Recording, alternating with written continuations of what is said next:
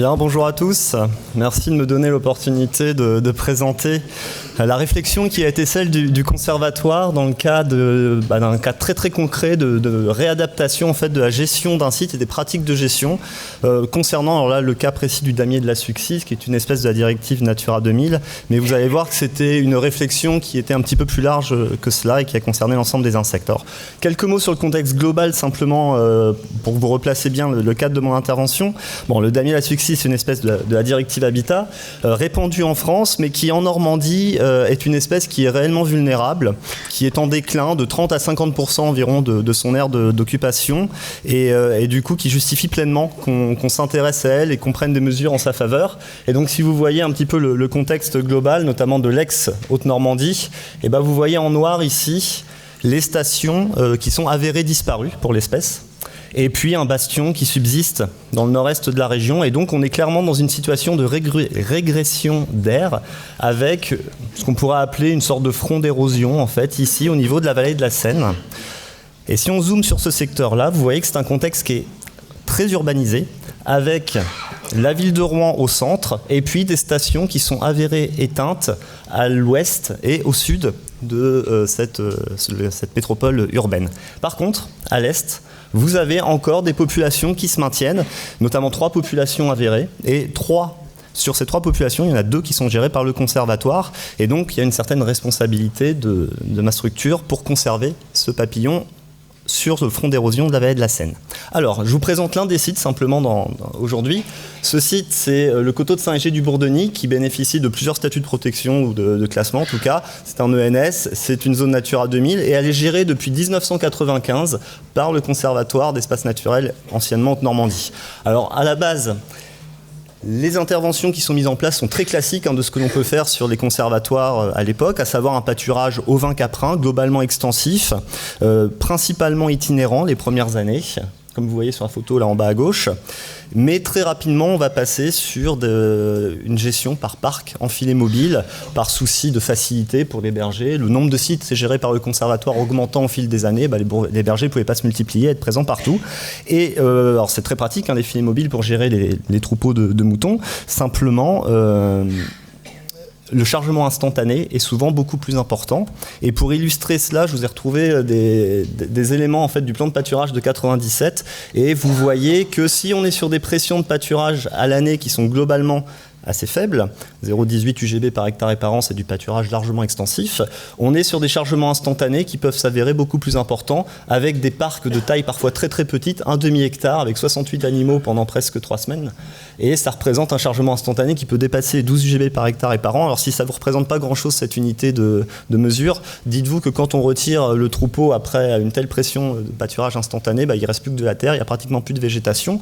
Et donc ça, c'est une technique de gestion qui peut avoir son intérêt quand on est sur des perspectives de restauration d'habitat, notamment sur des fruticées qui viennent d'être débroussaillés et qu'on cherche à avoir un impact maximal pour éviter la repousse des rejets et des broussailles et des ronces, mais en termes d'entretien de pelouses qui sont relativement stables, c'est pas forcément la technique la plus appropriée. C'est ce qu'on appelle nos amis anglo-saxons appellent ça du mixed grazing. C'est comme vous le voyez sur la photo en bas à gauche.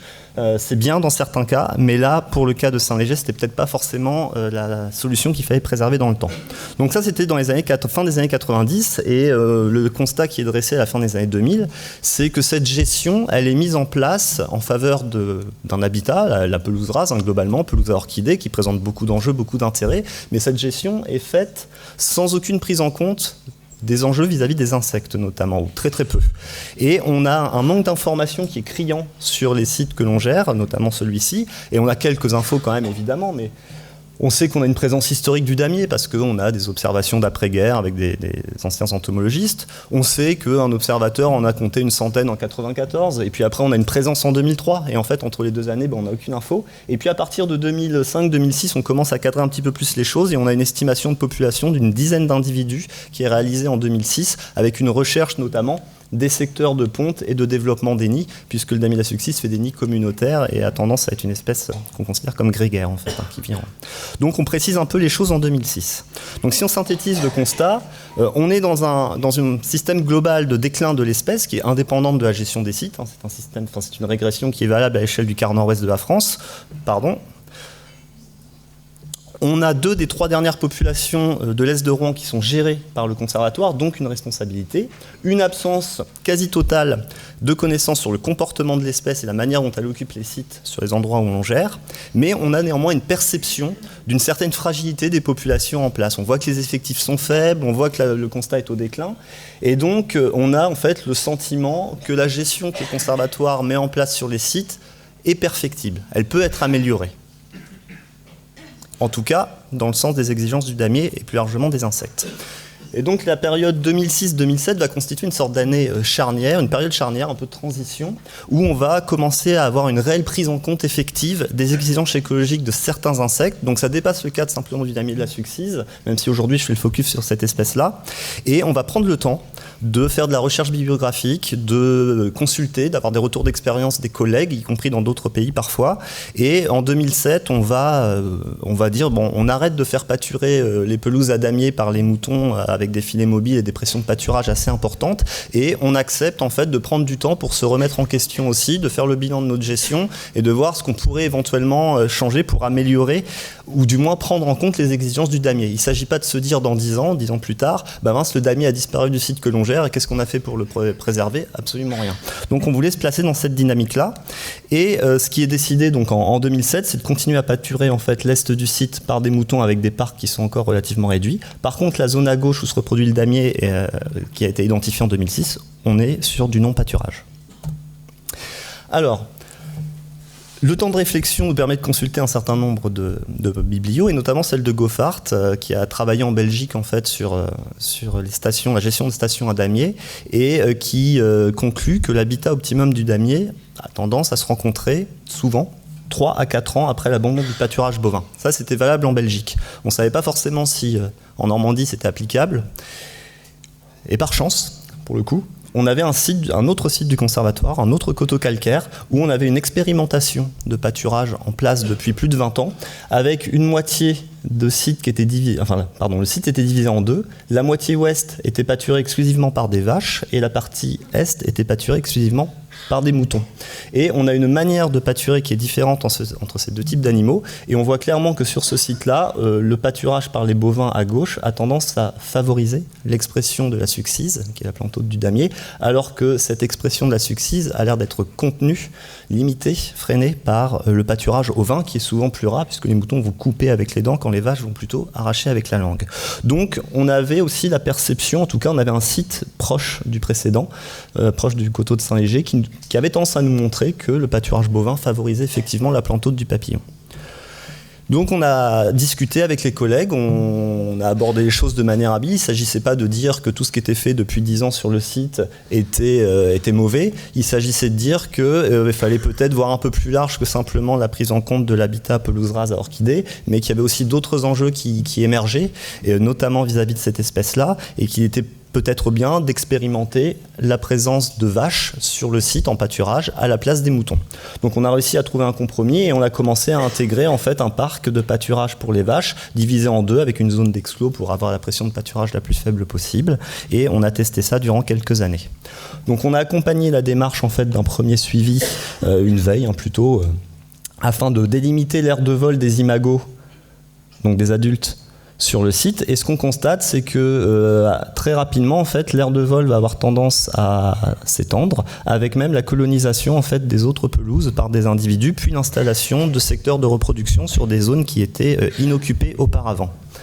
Et du coup, la prise en compte d'un pâturage bovin dans le plan de gestion du site devient réellement effective et acceptée par tous, et ça rentre dans les mœurs. Et je vous ai mis par exemple la carte de 2013 où vous avez toujours la zone là à gauche pâturée par des vaches avec un exclos, et puis la zone de l'est du site reste pâturée par les ovins, puisqu'on a bien évidemment d'autres enjeux, et le pâturage ovin répondait tout à fait aux besoins sur ce secteur-là. Et vous voyez que les parcs ont grandement augmenté aussi en taille. On n'a plus que 3 parcs de taille un peu plus grande, ce qui permet de limiter les chargements instantanés, à éviter qu'ils deviennent trop importants. Alors, en complément de cela, on est allé un petit peu plus loin. On a mis également en place une étude de type CMR, capture, marquage, recapture, d'abord en 2011 puis en 2016, afin d'évaluer vraiment plus finement l'impact de la modification de notre pratique de pâturage sur les populations de damiers. Donc vous voyez sur la carte de gauche que le damier était en 2011 principalement confiné donc à cette zone de pelouse et puis venait de coloniser la pelouse à l'est, mais dans des proportions encore relativement faibles. Population estimée à 280 individus, plus ou moins 40. Et puis, 5 ans plus tard, on a une sorte d'équilibre qui apparaît entre les deux pelouses, avec donc une population qui commence à devenir un peu plus importante à l'est, et puis elle reste bien présente à l'ouest. La pop globale est estimée à 380 individus, plus ou moins 55, donc bon, c'est des fourchettes assez importantes. Mais en tout cas, on voit clairement qu'on a une extension de l'espèce sur le site depuis cette zone ouest vers une zone plus à l'est. Et puis, je ne vous ai pas mis parce que ça sortirait de l'écran, mais on a également des observations sur la zone pâturée par les moutons d'individus isolés. Donc en conclusion de cette réflexion et de ces modifications de pratiques de gestion, ce que l'on peut dire, c'est que 10 ans après le changement, ou 12 ans aujourd'hui après le changement de pratique de gestion, en 2018, le damier il est toujours présent sur le site. Donc déjà c'est une bonne nouvelle, c'est-à-dire que de remplacer les moutons par des vaches, ça n'a pas entraîné la disparition de l'espèce. Ensuite, on constate assez nettement sur les cartes précédentes que le damier a étendu son aire d'occupation sur le site, à la fois en termes d'aire de vol des adultes, mais également au niveau des secteurs de reproduction. Donc ça, c'est important. Et puis, les effectifs de la population entre 2011 et 2016 se maintiennent. Alors attention, on ne peut pas conclure forcément à une augmentation de la population parce qu'on a des fluctuations interannuelles qui sont considérables chez cette espèce-là. En plus, on a des marges d'erreur qui étaient relativement importantes. Donc on a une tendance éventuellement à l'augmentation, mais statistiquement, elle n'est pas significative. Donc pour être prudent, ce qu'on peut dire, c'est que le changement de pratique de pâturage n'a en tout cas pas été défavorable aux damiers. Et donc, nous, conservatoires, on se dit que aujourd'hui, l'action que l'on a sur ce site-là permet le maintien de l'espèce sur le site, et donc que notre objectif de conservation de l'espèce sur ce site Natura 2000 est respecté. Voilà ce que je peux vous dire sur ce retour d'expérience. Merci beaucoup, Adrien.